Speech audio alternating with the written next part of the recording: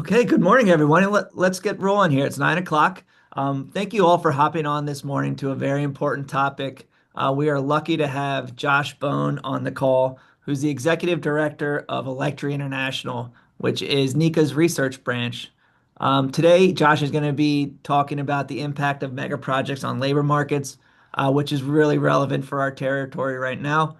So, with that, this webinar is being recorded and we'll have it on our chapter's website after this presentation. If you do have any questions, you do have the ability to unmute yourself. I just ask that you hold till the end for Q&As. If you have anything mid-presentation, you can use the chat feature. With that, I'll turn it over to Josh. Thank you. Yes. Good morning, everyone. I hope everyone's doing well today and your day starting off on the right foot. I hope to add to that good start to your day and talk about mega projects. I want to let everyone know if you have questions as we're going along, as Rob said, please, we'll hold them to the end that I'll respond to them, but type them in as we go. I would love nothing more than to make this conversational. I'm going to leave on the back end of this at least 15 minutes for Q&A. I'm going to throw a lot at you in the meantime, but please type in your questions that you have, and we can go from there. Want to make sure as well, as we get to the end, you'll see I'll kind of come back to this, and I will we can raise our hands because I'd love for us to have some interaction.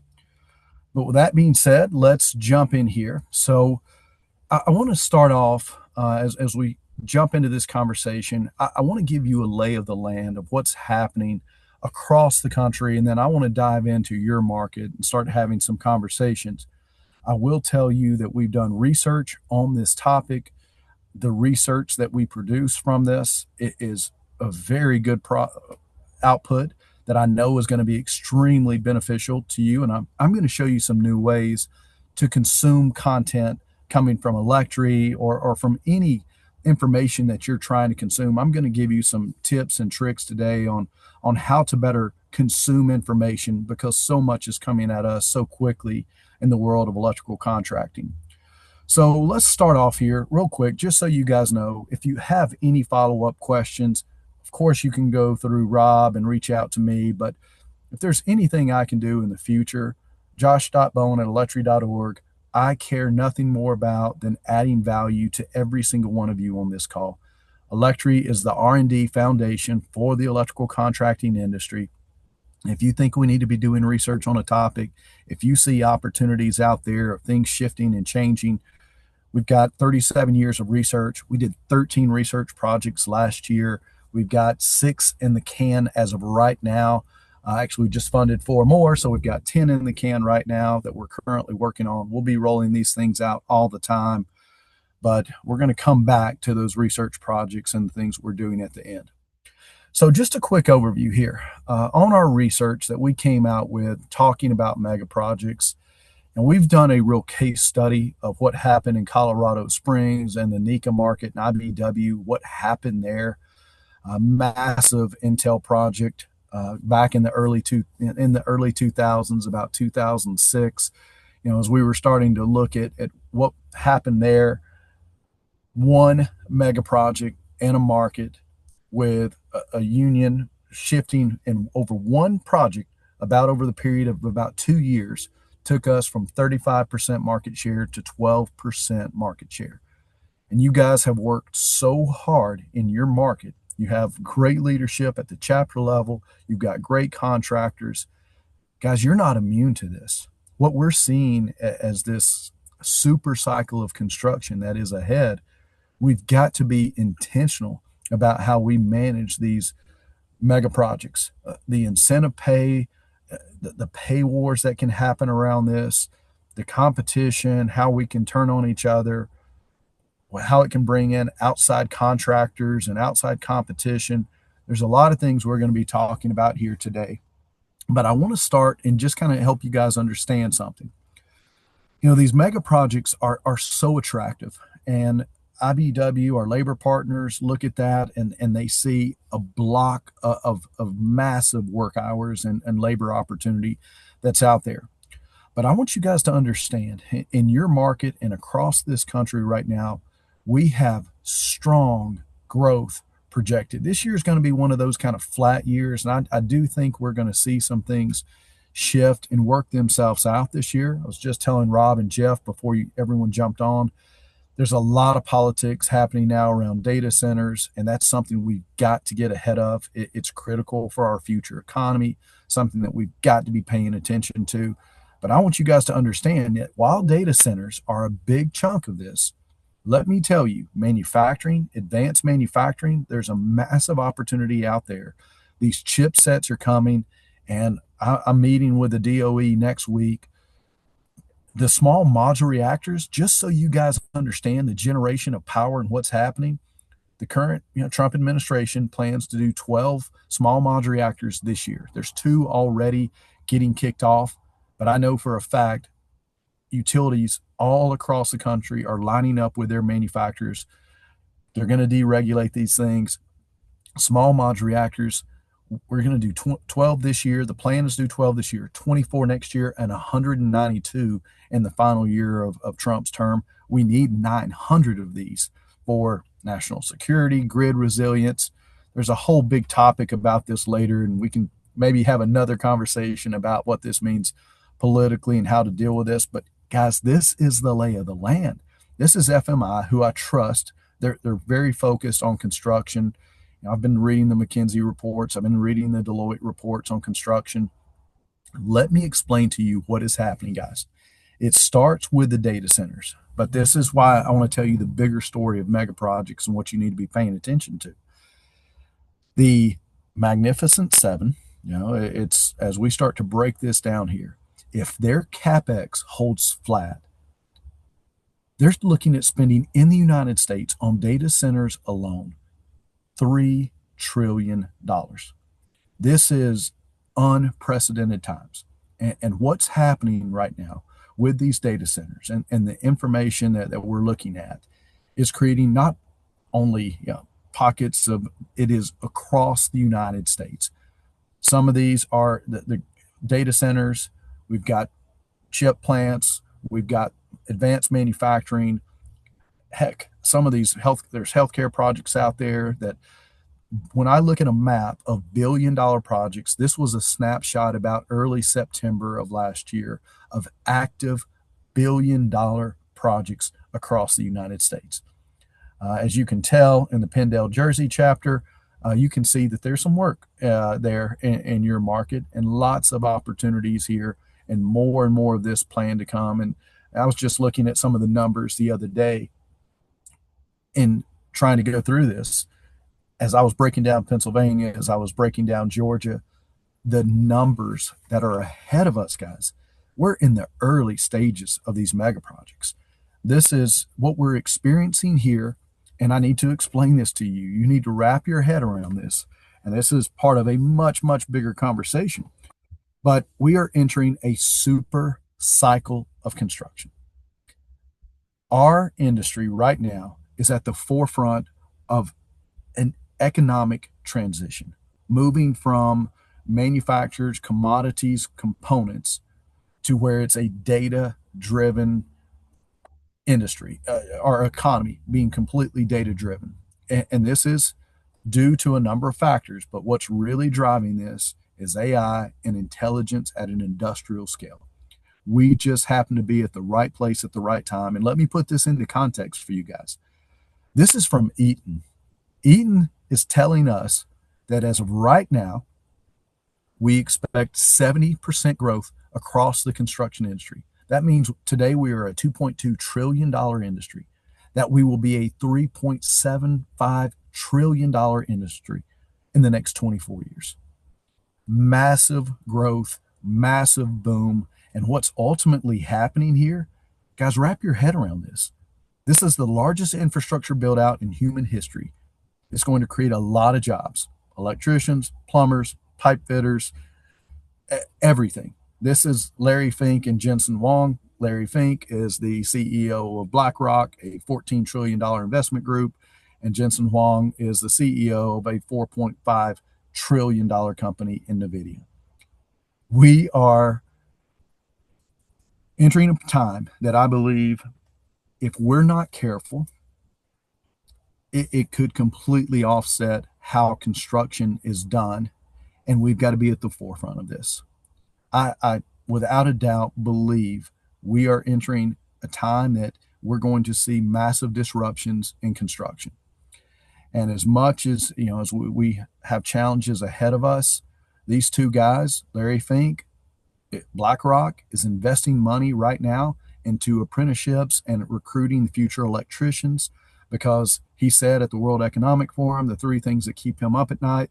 The third one on his top three list is not enough electricians to do the work for this transition that is the AI future, the data driven economy. And Jensen Wong, the future millionaires, will be plumbers and electricians. Guys, we have so much opportunity in front of us. It is going to require us to change, to adapt, unlike ever before. And here's what I want to kind of put in perspective for you. This is all part of this bigger process of mega projects. We are shifting from data centers to AI factories. Basically, what we've been doing is today, most of our data centers are 15 kilowatts up to about 200 kilowatts of power direct to rack. Because what we have been doing for the most part is housing data at the edge of computing, housing data for our apps, housing data for the different ways that we access that across the web and how we access that information. It's been a data storage, true data center. We are now shifting into computing clusters, which they are calling AI factories. And that shift will take us from where on average today we're about 150 kilowatts direct to rack to a 1 megawatt direct to rack. So 1,000 kilowatts direct to rack. And we're seeing a shift from data centers to AI factories with massive computing clusters. Now, politically, we can talk about this. I will tell you, I can send information on it, but Lawrence Livermore Labs out of Berkeley has said we are not increasing utility costs today because of data centers. They don't have that much of an impact. It's actually our aging infrastructure and what we're having to do to maintain and update our current utilities. Today, 40% of all the distribution transformers out there across our country, 40% of them are over 15 years over their life expectancy. We have played politics and kicked the can on this, but this is critical to our future state and the United States economy. We have to this AI is at a whole nother level. And if you think this is a bubble, let me tell you, everything I'm reading, everything I'm hearing, everything I'm seeing tells me we're just in the early stages of this AI transition. We've been training the large language models, but guys, we've got to train every future agent for robots, for apps, agentic, all of those have to be trained. NVIDIA has a bottleneck, and that is being construction. Construction today, we can't build fast enough for them to be able to sell their chips and move their chips. They're partnering with Bechtel to create a modularized solution here. And guys, this is important because this is what I'm seeing right now. And this is why we've got to keep our head down and really focus what's happening in our world. And we've got to be sharing this message with our labor partners. I've watched us move from a 30-month cycle on data centers, AI factories for the future, to an 18-month cycle, 30 to 18. But let me tell you why that is going to change. And I'm already starting to see this is due to the double penalty. Microsoft told me weeks ago, Josh, we know today that on a 60 megawatt data center, for every month that we're delayed, that's 14 million lost in revenue. This commissioning process, we're doing handoff often with these. It may be taking 60, 90 days. This is massive loss for us. We are shifting from a world of price and availability to now where we're looking at speed, we're looking at certainty, and we're looking at system performance. The world is shifting around us, especially on these mega projects. It's more about speed than price. And I hope we're having those conversations internally with our companies. This is not the time to be the safest, the highest quality, the best contractor, and the cheapest. Just going to say that out loud. This is not that time. And here's the thing, guys, this double penalty, these chips lose 30% of their value annually. So on an 18-month build, the training models, the technology, the devaluing of the chips themselves, uh, they only hold up for so long. On an 18-month build, you lose 45% of your hardware investment. These chips on a lot of these data centers are 60% of the cost of the data center. So we're losing revenue by not getting in it faster. And the depreciation on our hardware on an 18-month build is unacceptable. We're watching it happen across the country, the 12-month build. It's starting to happen. So speed is going to be at breakneck. And what I believe we're doing right now, guys, this is a whole new method. And we're seeing owner furnish, contractor installed more than ever. I'm watching projects that were cut in half because the equipment is being delivered as a OF, owner furnished, contractor installed, OFCI. And where I'm seeing is an intentional shift from the hyperscalers on this move from design, procurement. Today, we're designing, procuring, and we're actually prepping the site and getting the site because power availability is a big deal. I believe politics is going to be a big deal here as we move to this in the future. But you're seeing all the big hyperscalers saying that we're going to put all of our power generation in front of the meter. We're not going behind the meter. We're going to play into this. We're going to help the grid. We're going to be a contributor to the grid. This is, again, I can't say this enough. This is an economic shift that's happening. And what I absolutely believe, guys, I'm watching skids roll out of NECA contractors' shops at an accelerating rate. Talking to a contractor yesterday, their number of skids from 24 to 25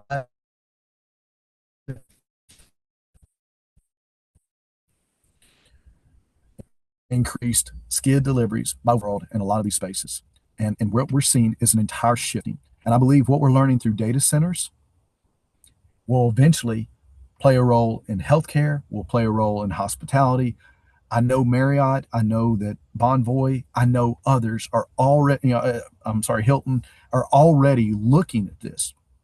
Now they're trying to figure out how do we move to this new model of design, procurement, and site prep all happen at the same time. That we're moving beyond that traditional delivery method of design, bid, build to a new world, and we've got to make sure that we're moving up the value chain. Because here's what I'll tell you guys: what I'm seeing in a big way right now, and what kind of keeps me up at night is I'll share this video on the back end, but this Siemens Knowledge Hub, this is the CEO, president of Siemens.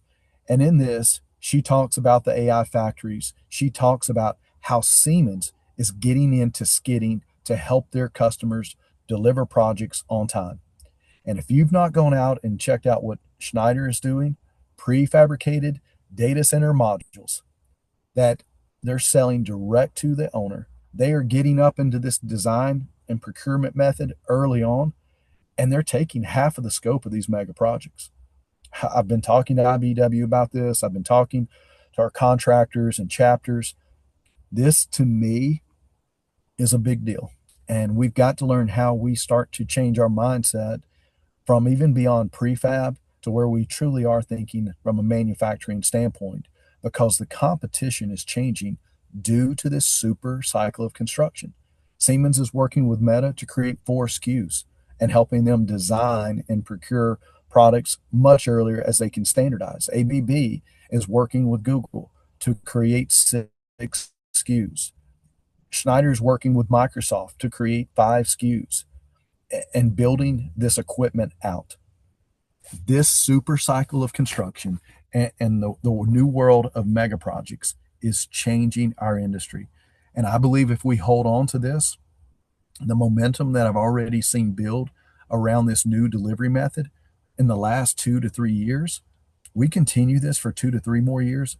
I personally believe construction is forever changed.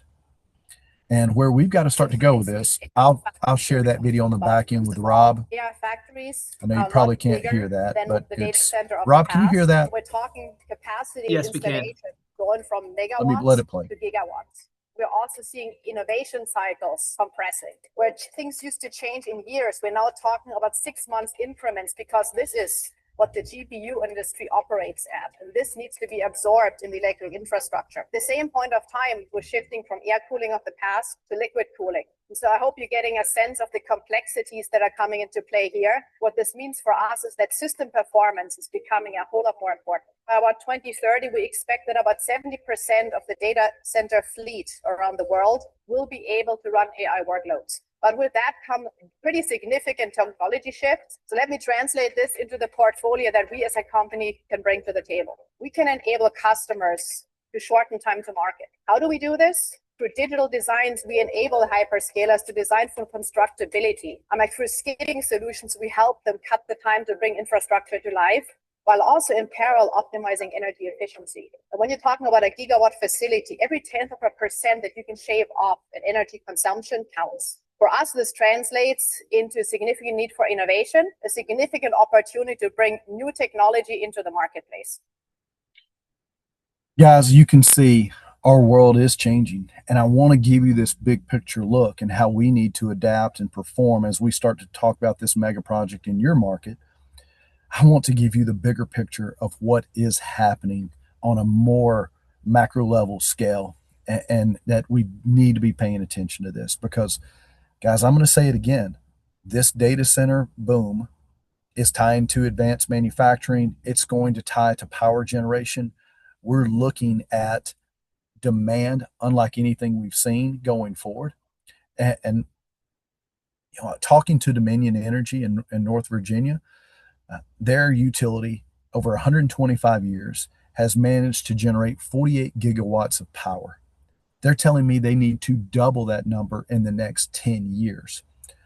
It's not going to happen. They've got a 15-year plan to add about 15 gigawatts. I think politically, we're going to see the Trump administration come after these CEOs of all these utilities. Our utility world is going to have to change and adapt and move at a much faster pace because you know what I'm seeing right now, day in and day out?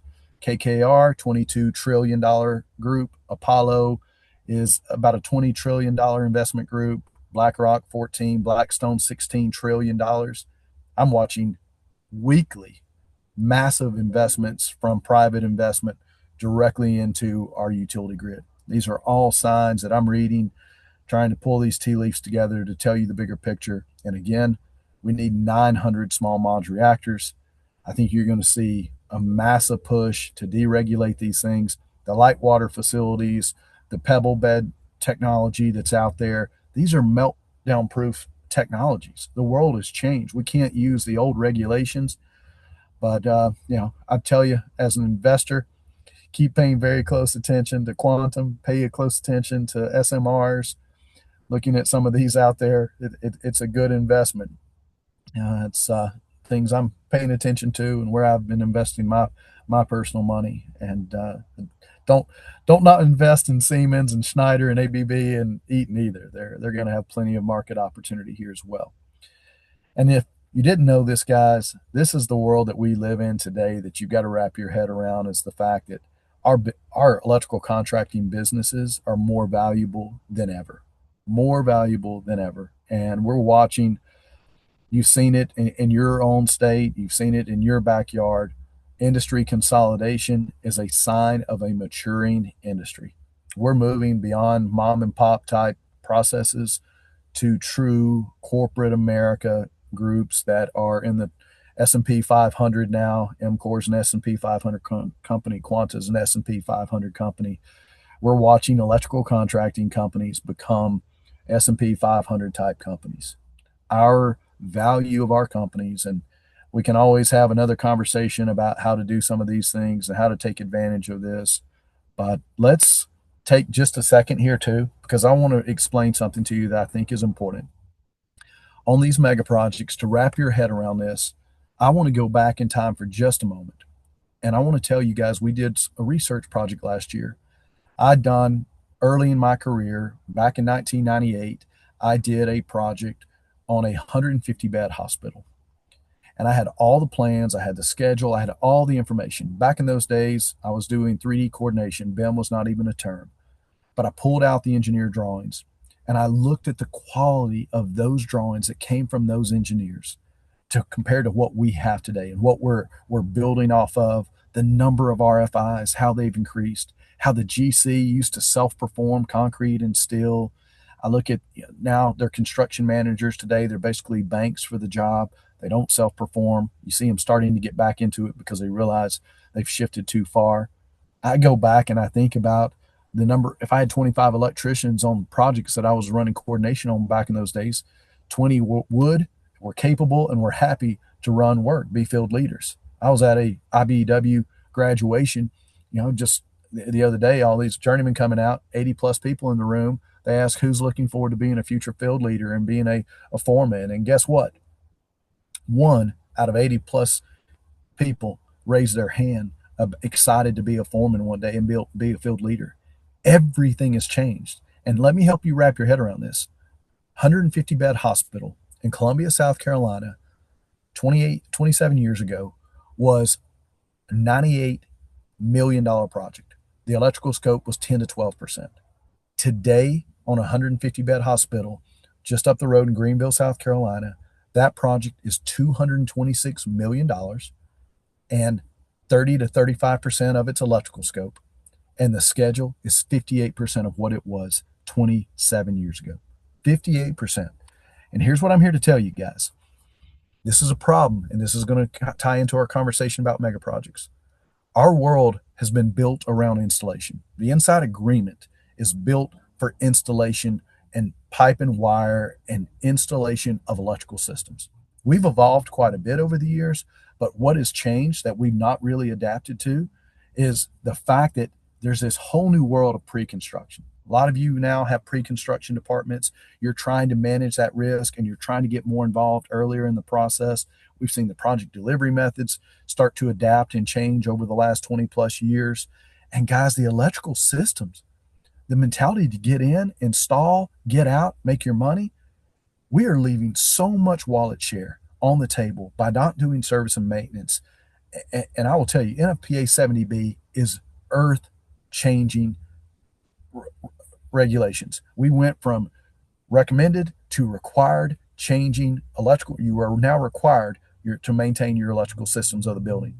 And we have so much opportunity there to increase our wallet share, to change our relationship with our customers. Guys, these are things we have to be doing in our world to adapt and to be successful. And how we communicate with our labor partners, that schedule is getting compressed. I tell IBW every time I get a chance, guys, it's not our contractors trying to dumb down the trades and steal hours from prefab.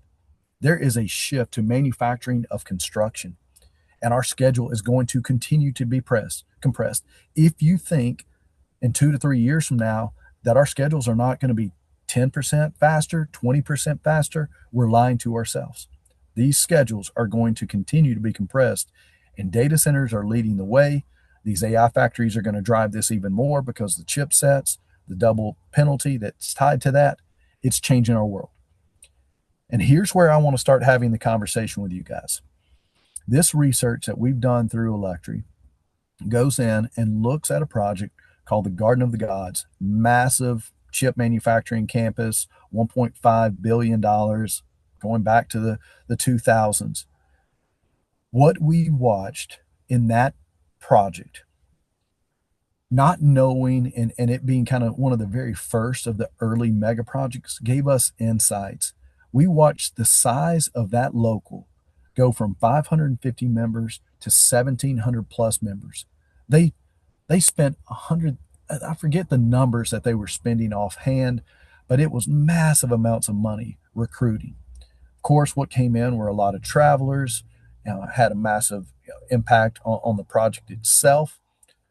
But post-project, guys, we saw a $15 an hour overscale bidding war that took place and increased wages at a rapid pace, faster than the market could actually absorb.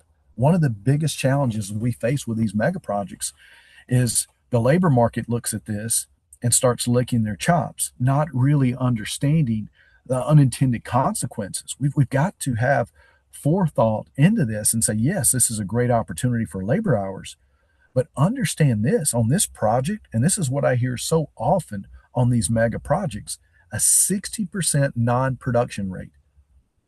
A 60% non production rate. Wrap your head around that. So for every $10 the contractors were spending, they were getting $6 of production. We've seen those numbers on other mega projects across the country be at a full, be upwards and closer to where we're actually seeing above 60% non-production. We have seen jobs out there that 60% on the battery builds in Louisville and Memphis were actually higher than 60% non-production rates. And guys, you look at a market like Colorado Springs, the massive amount of opportunity that was there, it was like this gold rush. And we left our existing customers. And then we go into this thing and we've lost significant market share across this country. I'll tell you, the Atlanta market is telling me they lost 4% market share last year. Do you know what their hours did? Hours went up. The bench was empty. But guess what? Lost 4% market share. And we've got to understand that as I look across the country today, we've added 35,000 net new members to the IBEW, 35,000 new brothers and sisters nationally that we've added. The non-union has added 285,000 new members over that same 5-year time frame. These mega projects are a blessing, but can be a curse if not managed correctly. And guys, let me say this again, this is the early stages of this.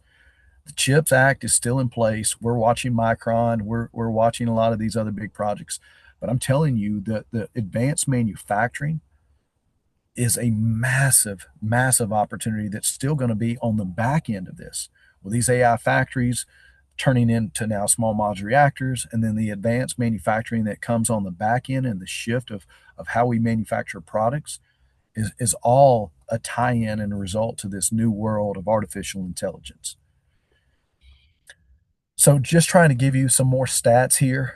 And I think this is so important for those of you that are going to be working on these mega projects to wrap your head around is, guys, this is something that as we start to look at this and really try to understand what's happening without some forethought, the Arizona market, we're in the midst of this in a big, big way. Phoenix right now has 10 projects currently active last year when we were conducting this research, 10 projects over $1 billion. We are watching productivity impacts unlike ever before. I will tell you that these data centers are all about speed. A lot of our contractors are out there and they're watching significant turnover rates because basically what we've heard through the story of this in our interviews, you had electricians begging to be let go because of the way the CBA is structured. Let me go, lay me off because I can go to another job on this same site and get paid $6 more an hour. Or I can be laid off again and then go make now $10 an hour over scale. Guys, this project here, these projects, what's happening in Phoenix, and I'm telling you, you're going to see more of this opportunity in the future. It's significant productivity impacts, it's turnover rates.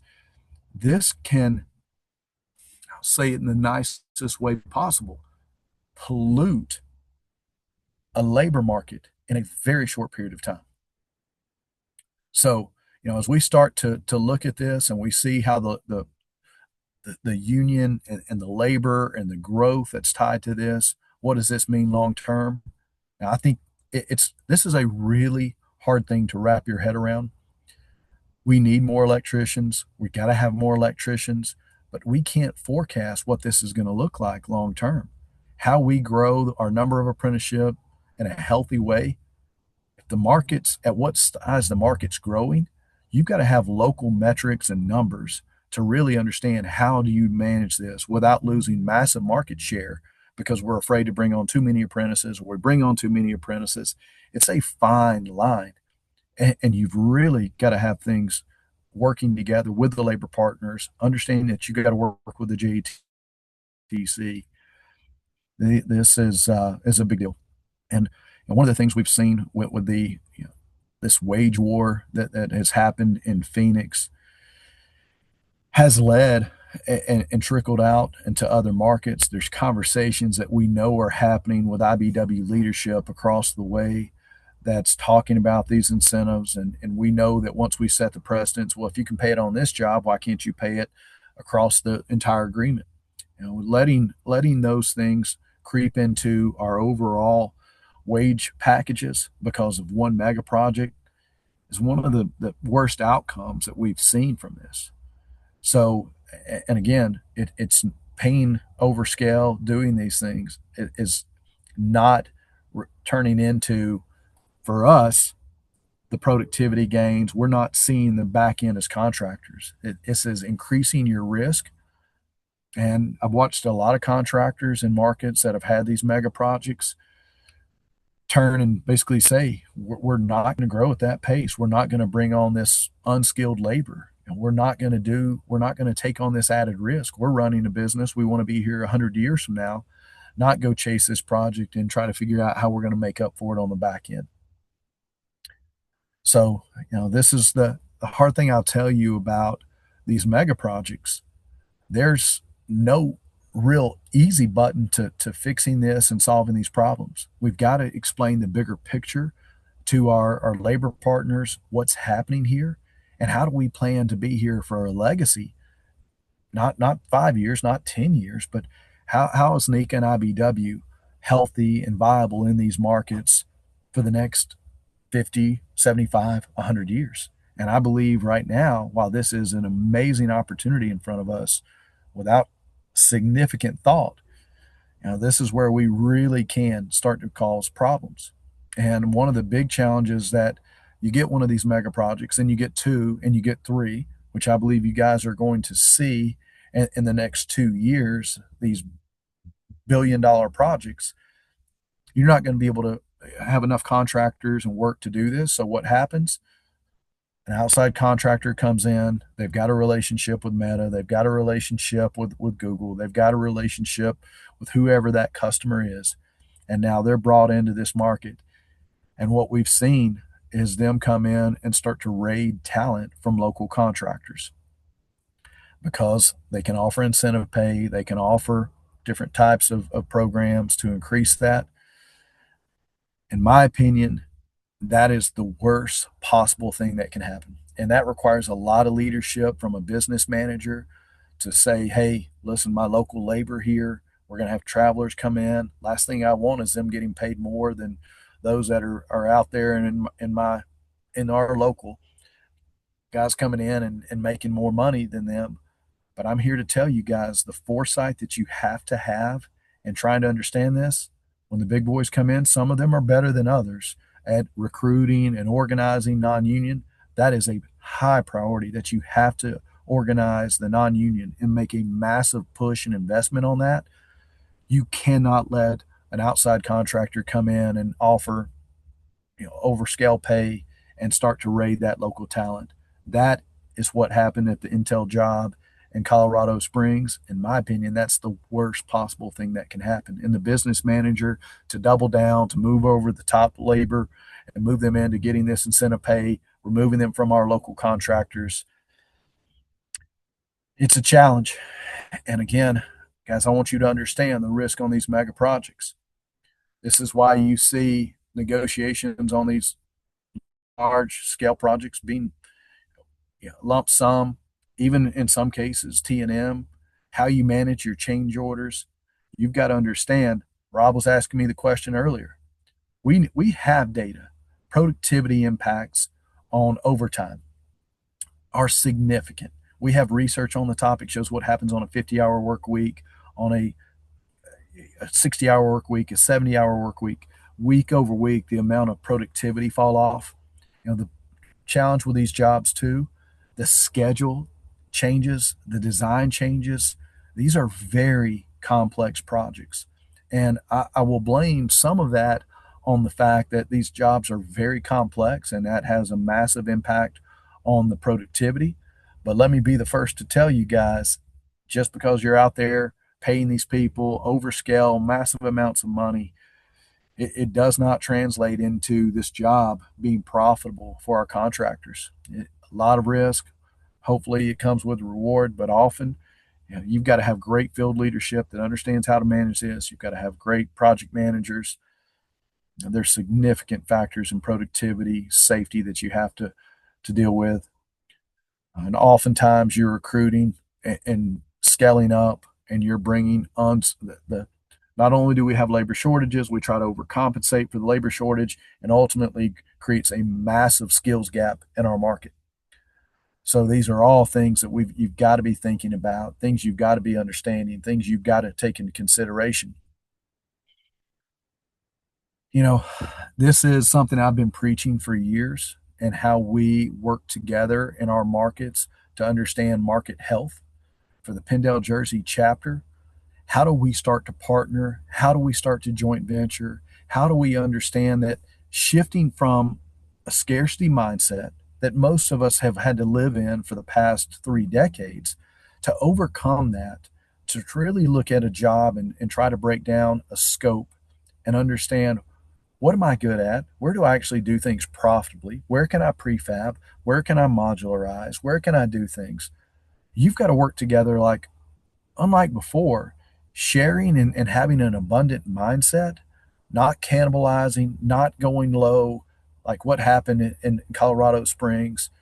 As you've got to work together in a market about how you divide up these jobs. How do you partner? How do you understand what the needs are? Where are my strengths? Who has strong labor in certain areas? Most large contractors lose money on branch conduit. A lot of our smaller contractors that do a lot of that, have great labor forces locally, can do that in a profitable way. We've got to understand that our industry is shifting from trying to own a job, manage a job, try to grab as much of that job as possible.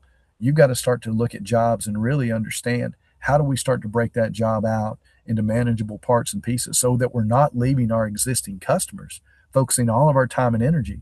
I heard a NECA contractor tell me a couple months ago that they sat down with Google and said, Google, do you understand the risk I'm taking in working with you at this capacity? And Google said, what do you mean? We're giving you tons of work. You're growing your business.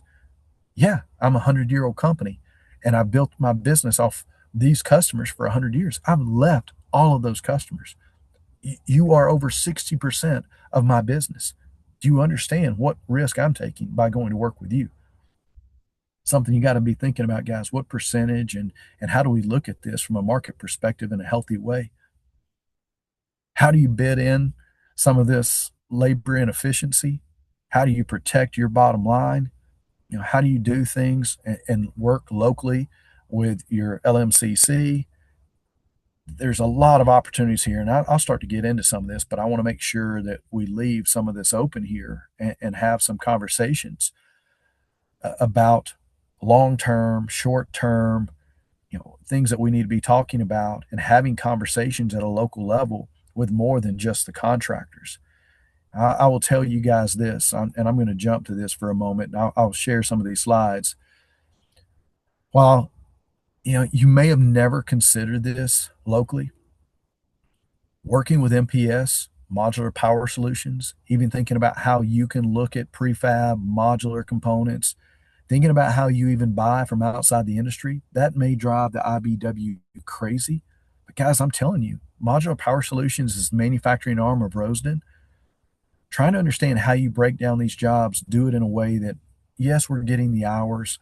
I know we're going to give up some hours, and it may seem like IBW is giving up a lot, but the ability to leverage some of the tools and systems out there like modular power solutions, and look at how you buy more modular components, more manufactured components to scale.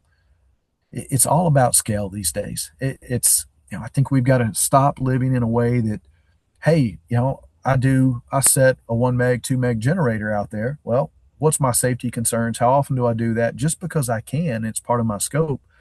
Do I even look at maybe working out with another NECA contractor? Or realistically, is that really the right thing to do? Should we sub out to the millwrights and help use them for the rigging, and start to look at labor and start to look at operators? I know that sounds absolutely crazy, but guys, I'm telling you, we cannot operate. We're playing a new game.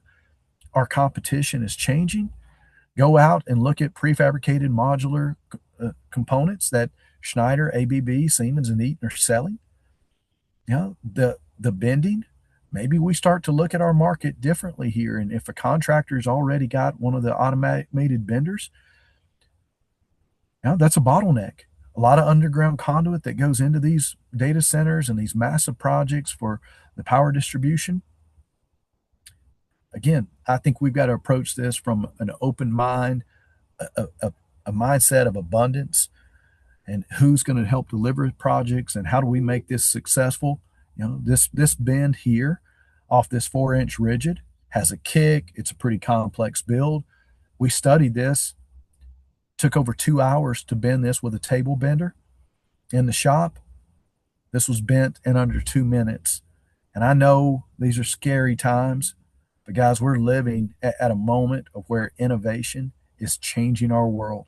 You heard Ruth from Siemens, the CEO, say, we're no longer in the electrical construction industry. We are in the technology industry. And we have to operate in that manner. How we divide up work, how we start to specialize in different areas is a conversation from a much deeper conversation. And I'm happy to come up and do more of a talk and have conversations with you. I hope this is more of a kind of an opening mindset. But I want you guys to wrap your head around something. Look at our NECA labor hours. Look at what's happened going back to 2014 and the increase in number of hours for NECA. I just got the 25 numbers, so I added those in just the other day. But 11 years in, look at the growth. And take into consideration with that growth in hours, that last year in 24, we had a 1% market share loss. And in 25, I don't have the numbers yet, so we don't really know. I think we're probably still flat at 29% based off what I'm hearing on market share. But today we have 29% market share nationally. I love that your local and the locals you deal with, your market is much higher than that. Guys, here's what I'm here to tell you. Let's go back. 35,000 new members to 285,000 new members. I look at this data center work. I look at the mega projects of advanced manufacturing, what's coming online with small modular reactors. The one thing I want us to be talking about is understand that BlackBerry model was, I was told as an investor in BlackBerry, we own the business person. iPhone is for the consumer. First year the iPhone came out, okay, let's watch it. Next year, told you guys, we're killing it. Look at our sales increase. Look at our revenue line. 2009, we told you as an investor. I'm sitting there at BlackBerry going, yeah, you know, I've still got my BlackBerry in 2009. 2010, I'm still with BlackBerry, still investing. And by the time 2011 hit, it was done. It was already done. The markets had already shifted. The markets had already changed. You have a healthy market share. You've got to be intentional about that growth. You have some great business managers in your area. You've got some that are top in the country, in my opinion. I'm a huge fan of Mark. But guys, we cannot understate exponential change. And it may not always see it. I saw LED for the first time in 2005, and I said, this is our future. I'd given up on LED by 2011. I gave up too early. It was real. It is a thing. We've got to adapt and we've got to overcome. And let me just say this real quickly. I'm going to stop sharing for just a second. I want to give you guys a powerful tool that I want you to see real quickly, and then we'll open it up to Q&A. But I want you to do this for me. Let me do this real quickly. And tell me when you see this, Rob. Yep, it's up. Guys, this is Notebook LM. You will see here, I took our NECA, I took our electric research, and I created a notebook called Megaprojects. I dropped in that PDF. And from that PDF, it summarizes this. And look over here, slide deck, quiz, reports, video overview, mind map, flashcards, infographics. Just so you know how I generated all these slides? I generated all of these slides with a click of a button that I produced from that. Think about if you want to pull code in. It generated all of these slides automatically for me. On my way down this morning, I was driving. Do you know what I did? I had a podcast that was a 16-minute and 45-second podcast highlighting the key takeaways. That takes that away. I had the ability to create a quiz. I've got my infographics. I've got data charts. I've got all of this information that I'm able to drop in. If you're not using Notebook LM, it's free, doesn't cost you a dime. Yeah, depends on how much you use it based off your volume. I use it all the time, but so I have the full package, but I'm constantly closing these out. This is how I consume information. I can go and do the video, so I can go in and turn this to a video overview. I do this for things all the time. And just so you know, if you've never used this, I would highly recommend using this tool. All right, let's open it up to some Q&A. Okay, thank you, Josh. Everybody does have the ability to unmute yourself. I'll Yeah, first start. There is a question in the chat box. Josh, I don't know if you can read this, but I'll read it yeah. out loud. I have a question concerning labor and fatigue. Seemingly, we'll have quite a bit of work for a finite number of electricians. Has anyone developed a human performance strategy dealing with fatigue and safety? From the safety side, my concern is that there are going to be a higher number of incidents simply due to the fact of an increase to our electricians' workload and compressed schedules. So I can tell you, you're spot on with that. And we have a lot of this data too to understand, what is this going to do to absenteeism? What is this going to do to productivity? Uh, in our experience and what we've learned from our past research, the field, you're going to increase absenteeism. It's going to go up. The field workers themselves, the electricians, will take the time off as they need it because they're going to be making enough money. Absenteeism, no call, no shows. Remember when those, hey, you got to go back and sign the book. We're done. Now you're gonna accept that. So it's going to create a higher level of absenteeism. We've learned that it's not so much the field that gets worn down, it's more of an impact to your field leaders. Your field leaders are the ones on these jobs that are not going to miss a time. They're the ones that are going to be impacted the most by this. They're the ones that are really going to see the fatigue and burnout, and that has lasting impacts on your company. And it's something that you've got to get ahead of. I'll drop in here what we're seeing, but let me just tell you this. I'll share this with you real quickly. We've got research on this topic. And if you've never seen this, this is productivity, overtime impacts on productivity compared to a baseline of 40 hours.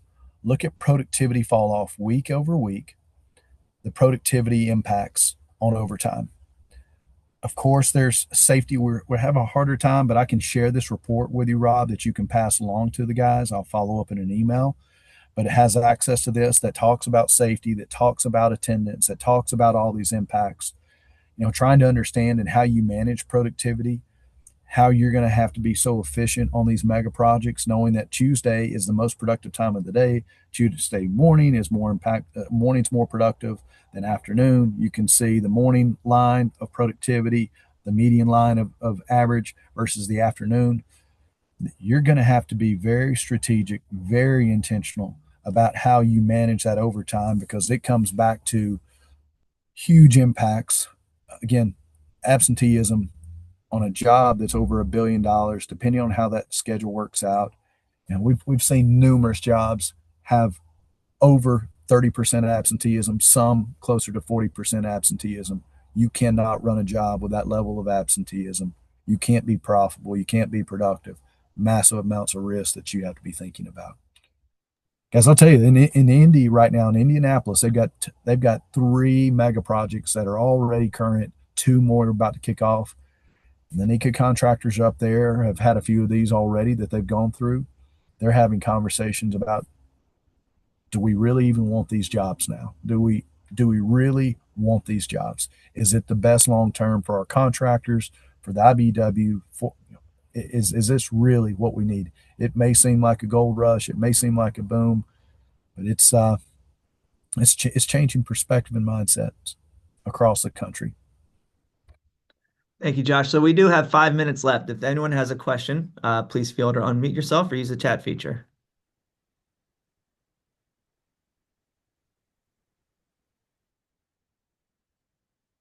Please, yeah. I mean, you just come off and ask a question or share a thought, even. Greg? Josh, Brian McGoldrick, have you seen any of these projects go IPD or I'll call it time and material where it limits the risk for the contractors? Manufacturing, yes. Data centers, almost never.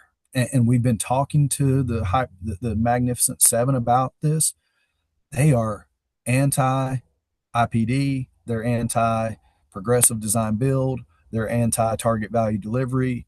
They are, we've talked about how do we sign on as a prime contractor with a mechanical contractor and trying to educate them why they should do that and how they can better manage that risk. Unfortunately, as of today, we're getting no on the data centers. We're just getting no opportunity there. Healthcare and manufacturing, we're having success. Data centers, absolutely not. Disappointing. I have a question. Is Electric doing anything to put a positive spin on these data centers? You know, in Pennsylvania here, it's really not that huge. It seems huge with people that are against these things. And, you know, Trump administration is for this.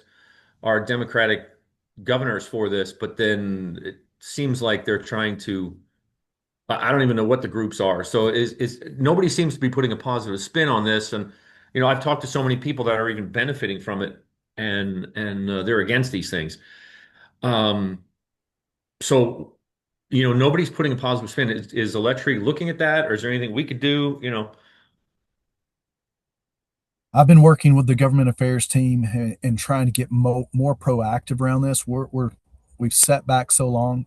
There's a big push right now. Microsoft came out with a whole new strategy of how they're going to be a better partner to the grid. So you're seeing now the big owners starting to show how they can be a part of the solution. There's a lot of data out there. Lawrence Berkeley Labs. I was reading this just the other day and getting an update. There's quite a bit of information, but I'll send this over. But Lawrence Berkeley Labs actually has research that's factual base saying that it is not the data centers rising our electricity rates. It is, without a doubt, our aging grid. And there's enough information out there saying that we can offset a lot of this cost and investment in updating our grid using the data centers because they need to generate more power. How do they become more of a partner? I think we've done some things incorrectly and we've not been ahead of this.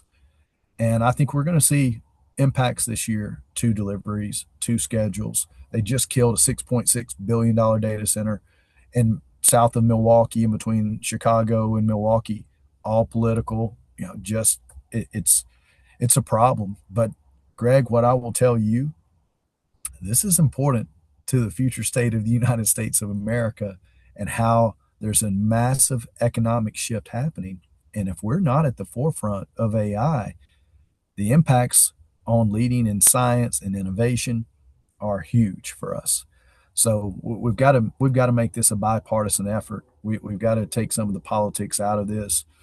I will tell you, for the most part, behind the scenes in DC, yes, they're using it as a political tool in some ways, but I think every politician understands how important this is to the future economy and what we need to do in America to be at the forefront of this AI revolution. It's intelligence at an industrial scale. But I think we're going to feel some pain from it this year. A lot of jobs, 41 projects have been paused in the last 6 weeks. 15 projects were paused from June through end of November of last year. So the number of projects that are being paused is accelerating. I think you're going to see a bump from South Carolina. You're going to see a bump in work opportunities around Oklahoma, Tennessee, other states that are more open to this politically. But you need to be educating your politicians, be realistic about it, and really try to understand some of the newer technologies. The closed water systems now, it has a closed loop system, uses far less water. The new systems now don't have to have all the chilling power. The new standard of these AI factories is 113 degree Fahrenheit water can chill the system, can be used to cool the systems. So the technology is changing very quickly. The efficiency is improving. it's going to move to more of a, you're going to see a shift to the 800-volt DC power for these data centers as well. So it's going to become a lot more efficient. But that's something we've got to learn too. This technology changes so fast. Looking at the SMRs, how are we going to keep our workforce trained and skilled and updated in these new systems and technology changes? Thank you. Yeah, I agree with what you're saying there. It's just, we understand all of that because we're in the industry. Nobody else does. You talk to people and they're like, I turn the lights on when I hit the switch. That's it. That's all they know.